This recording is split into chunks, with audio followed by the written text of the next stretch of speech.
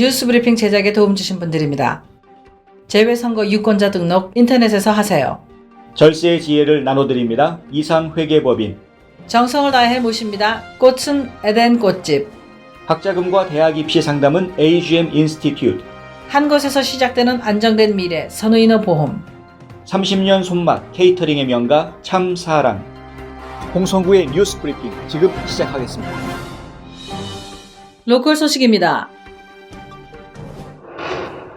양팔이 없어 입에 펜을 물고 그림을 그리는 것으로 지역사회에 잘 알려진 화가 마이클 데이븐포트가 잠깐 화장실을 다녀오는 사이에 기부금을 받는 상자를 도난당하는 사건이 벌어져 주위를 안타깝게 하고 있습니다.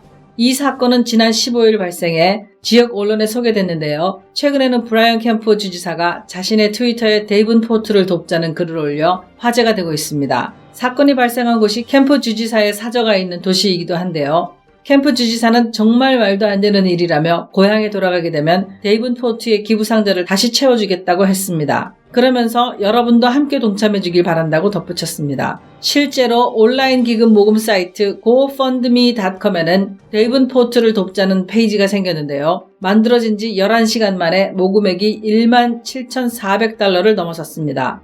데이븐포트가 도난당한 기부금 박스에는 $58가 있었던 것으로 알려졌습니다. 현 주 상원의원이자 조지아주 연방 제7선거구 예비후보자인 친한파 의원 자라 카린색이 연방 하원에서 든든한 후원자들을 얻었다는 소식입니다. 워싱턴 포스트에 따르면 군과 국가안보기관 출신 후보들을 모집하는 전담기구 제2차 서비스연대가 전국 7개 지역의 연방하원 후보자를 지지한다고 오늘 28일 발표할 예정인데요. 그 중에는 조지아주 제7선거구에 출마한 자라 카린색 후보도 포함되어 있습니다. 카린색 후보 선거본부는 어제 오후 보도자료를 내고 카린색 후보가 연방하원의원 9명으로 구성된 제2차 서비스연대의 지지를 받았다고 발표했습니다. 이 그룹은 2018년 700만 달러 이상을 모금해 하원에서 민주당의 승리를 이끌어내는 데 기여한 바 있습니다.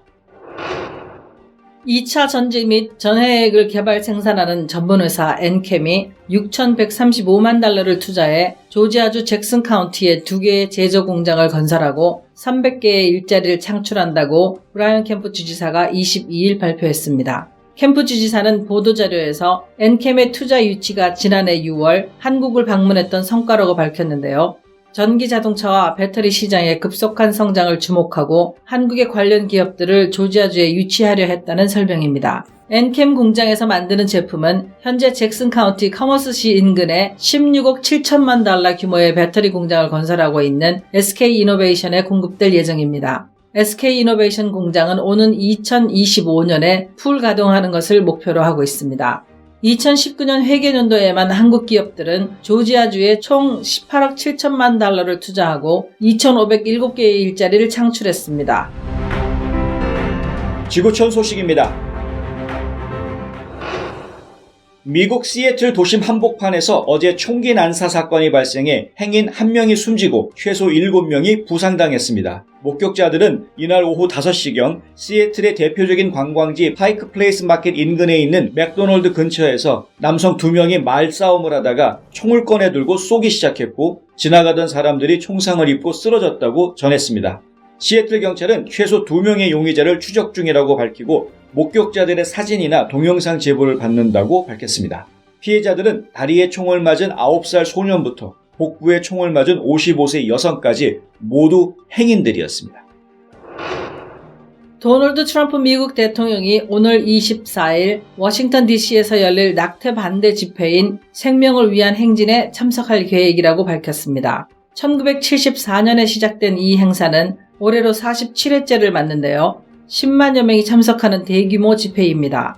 트럼프 대통령은 작년 집회 때 영상 메시지를 보냈었는데요. 미국 대통령이 이 집회에 직접 참석하는 것은 트럼프가 사상 처음이라고 AP통신 등이 보도했습니다. 낙태에 대한 트럼프 대통령의 입장은 단호한데요. 자신이 낙태 반대론자라는 점은 분명하지만 성폭행과 근친상간, 산모의 생명을 보호해야 하는 경우 등 3가지는 예외라고 말한 바 있습니다. 올해 상반기에는 폴더블 폰, 그러니까 접을 수 있는 휴대전화가 시장에서 가장 큰 이슈로 떠올랐는데요. 삼성전자의 새 폴더블 폰인 갤럭시 Z 플립, 모토로라의 레이저, 화웨이의 메이트 XS 등 폴더블 폰이 줄줄이 출시될 예정이어서 치열한 경쟁이 예상됩니다. 삼성전자는 가격을 대폭 낮춘 제품으로 시작을 공략해 폴더블 폰 대중화를 이루겠다는 계획인데요. 오는 2월 11일 미국 샌프란시스코 언팩 행사에서 갤럭시 S20 시리즈와 함께 새 클램쉘 디자인의 폴더블 폰 갤럭시 Z 플립을 공개합니다.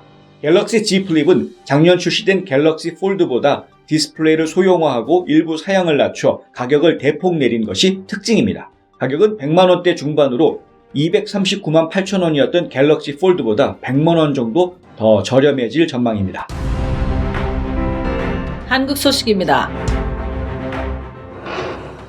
4년 전 장기 이식으로 6명에게 새 삶을 주고 떠난 한인 유학생의 이야기가 한국에서 새롭게 주목받고 있습니다. 지난 2016년 1월 제주에서 미국으로 유학을 떠났던 김유나 양은 갑작스런 교통사고로 뇌사 상태에 빠졌는데요. 유가족은 딸과의 마지막 아름다운 작별 인사를 나누고자 장기 기증을 결정했었습니다. 사랑의 장기기증 운동본부는 23일 오전 서귀포시 라파의 집에서 미국인 6명에게 새 생명을 나눠주고 떠난 18살 소녀의 사주기를 맞아 동백나무를 심는 행사를 가졌는데요. 이날 행사에는 김양의 부모와 김양에게서 신장과 췌장을 이식받은 킴벌리 씨도 함께했습니다. 한국에서 장기기증인 가족과 이식인 간의 만남이 이루어진 것은 이번이 처음이라고 합니다. 한국에선 이들의 만남이 법률로 금지되어 있지만 미국에선 기증자의 유가족과 이식인 간의 만남이 가능하기 때문입니다. 장기 이식을 받고 건강을 회복한 킴벌리 씨는 지난해 11월 결혼해 가정을 꾸린 것으로 알려졌는데요. 이날 동백나무에 유나는 나의 영웅이다 라는 문구를 메시지 카드에 적어 걸었습니다. 서울 강남 일대 아파트 값이 지난해 6월 이후 처음으로 하락 전환했습니다. 12.16 대책 이후 초고가 아파트에 대한 대출 규제와 보유세 강화 효과로 보인다고 연합뉴스가 보도했습니다. 23일 한국감정원에 따르면 20일 조사 기준 강남, 서초, 송파구 등 강남 3구 아파트값이 각각 0.01%에서 0.02% 떨어지면서 하락세로 돌아섰습니다. 강남 3구 아파트값이 떨어진 것은 지난해 5월 말에서 6월 초순 이후 7개월여 만에 처음입니다. 12.16 대책 발표 이후 강남 재건축 아파트를 중심으로 수억 원씩 내린 급매물이 나온 데 이어 일반 아파트에서도 양도소득세 중과 유예기간 안에 팔려는 일부 급매물이 나오면서 호가가 내려간 곳들이 많이 나왔습니다. 감정원에 따르면 서울 전체적으로는 5주 연속 오름폭이 둔화됐는데요. 반면 경기도의 아파트값은 지난주보다 상승폭이 커진 것으로 나타났습니다. 지난 7일 김포에서 어린이집 통학 차량이 다리 밑으로 추락하는 사고가 있었는데요. 당시 어린이 9명을 구조한 일용직 근로자의 이야기가 뒤늦게 알려져 사회에 기감이 되고 있습니다. 경기 김포경찰서에 따르면 일용직 근로자인 61세 조만호 씨는 우연히 어린이집 통학 차량과 1톤 트럭이 충돌하는 사고를 목격했는데요. 통학 차량이 3-4m 높이의 다리 밑 농수로로 추락했고 당시 농수로에는 비가 오는 데다 허리까지 잠길 정도로 물이 차 있어서 익사 등 인명피해가 예상되던 상황이었습니다. 조 씨는 지체 없이 농수로로 뛰어들고 통학 차량에 있던 3살에서 5살 어린이 9명을 한 명씩 구조해냈습니다. 다행히 어린이들은 사고 당시 모두 안전띠를 메고 있어서 가벼운 찰가상만 입은 상태였다고 하는데요.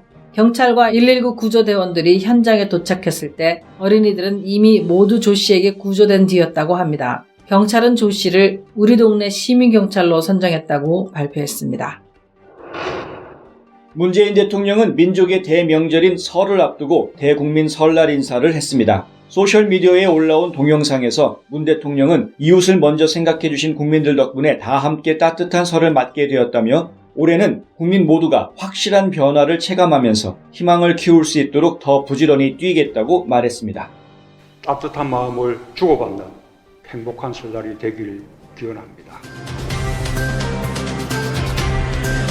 2020년 1월 23일 홍성구의 뉴스 브리핑은 여기까지입니다. 시청해주셔서 감사합니다.